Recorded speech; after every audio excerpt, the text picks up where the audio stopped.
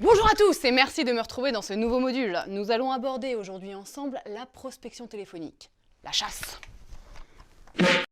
L'objectif est d'utiliser des questions pour développer de nouveaux contacts, comprendre leurs besoins et décrocher un contrat d'apprentissage, un emploi ou un stage. Cette étape est importante, elle va vous donner la possibilité de développer de nouveaux contacts professionnels. C'est aussi la plus compliquée de notre méthode.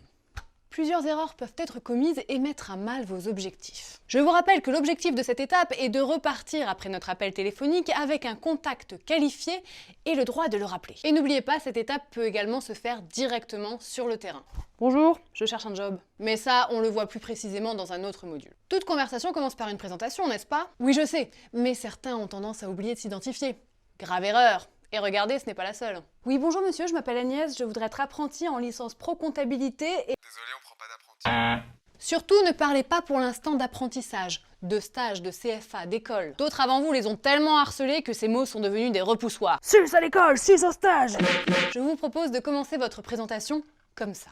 Oui, bonjour monsieur, je m'appelle Agnès, je me destine au métier de comptable.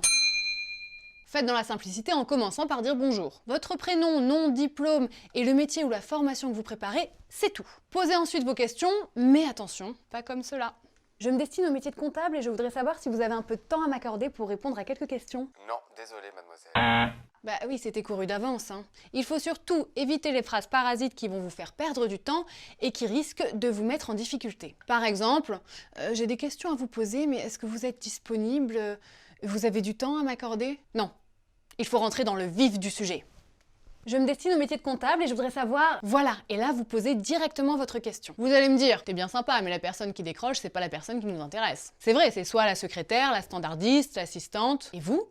Vous cherchez à toucher votre futur tuteur ou patron. Et vous avez raison, mais regardez ce qui peut se passer quand on ne fait pas attention. Proactive Academy, bonjour. Oui, bonjour monsieur, je souhaiterais parler au chef de projet informatique, s'il vous plaît. C'est pourquoi? Je souhaiterais lui poser des questions sur son métier. Ah, alors désolé, mais je peux pas le déranger pour ça. Je vous invite à nous écrire par mail, peut-être qu'il prendra le temps de vous répondre. C'était couru d'avance. Quel que soit l'interlocuteur que vous avez au bout du fil, présentez-vous et posez vos questions directement. Pourquoi?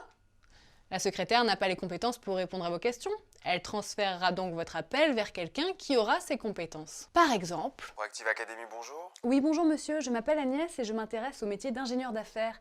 J'aurais voulu savoir quel type de CRM vous utilisez. C'est Pipedrive, Chronos, Zoho, Salesforce? Ou quelle méthode de vente pratiquez-vous le plus? Du mailing, de la prospection, du porte-à-porte ou du webinaire? Ah, là, excusez-moi, mais je peux pas vous répondre. Je vais voir si je peux vous passer quelqu'un. Merci. Bingo! Vous venez de passer le barrage de la secrétaire. Vous avez été professionnel et vos efforts sont récompensés. Veillez à garder cette posture tout au long de l'échange. Vous avez maintenant votre futur tuteur au téléphone. La première chose à faire est donc de vous présenter et de poser directement vos questions comme on l'a vu précédemment. Bonjour monsieur, votre collaborateur n'a pas pu répondre à mes questions, c'est pourquoi il a transféré l'appel. Je voulais savoir quel CRM vous utilisiez. C'est Salesforce, Pipedrive, Chronos? Alors nous travaillons avec Salesforce. D'accord.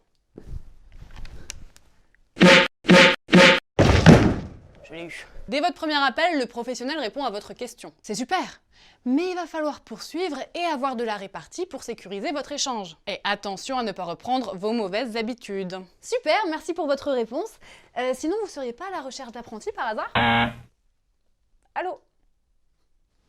Allô?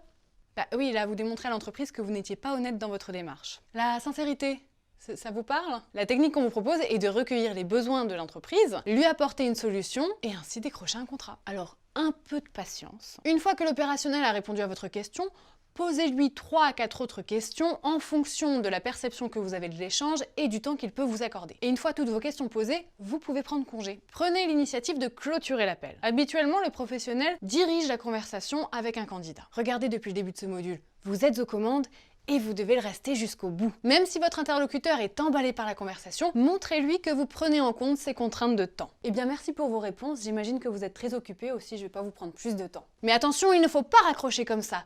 N'oubliez pas que votre objectif est de récupérer les coordonnées de votre contact avant tout et surtout le droit de le rappeler.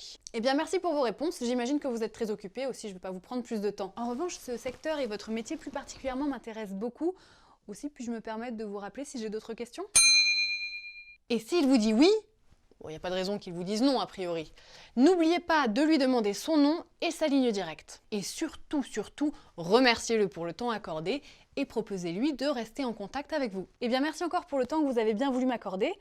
Peut-être êtes-vous sur LinkedIn? Vous venez d'obtenir votre premier contact. Wouh! C'est génial! Découvrez maintenant ce qu'il a pensé de vous. Ce candidat, il a l'air motivé, hein. Il m'a posé des bonnes questions, il m'a questionné sur nos besoins. En plus, il m'a parlé du CRM. Non, mais ça fait plaisir de parler avec des jeunes comme ça, hein. Et quand on a un poste qui se libère, tu penseras à lui, hein. Tu sais quoi, on va peut-être l'appeler d'ailleurs, au cas où. Ouais. Appelle-le, propose-lui un rendez-vous. Bon ok, ça ne débouche pas toujours sur un premier contrat, mais une chose est certaine, vous lui avez tapé dans l'œil.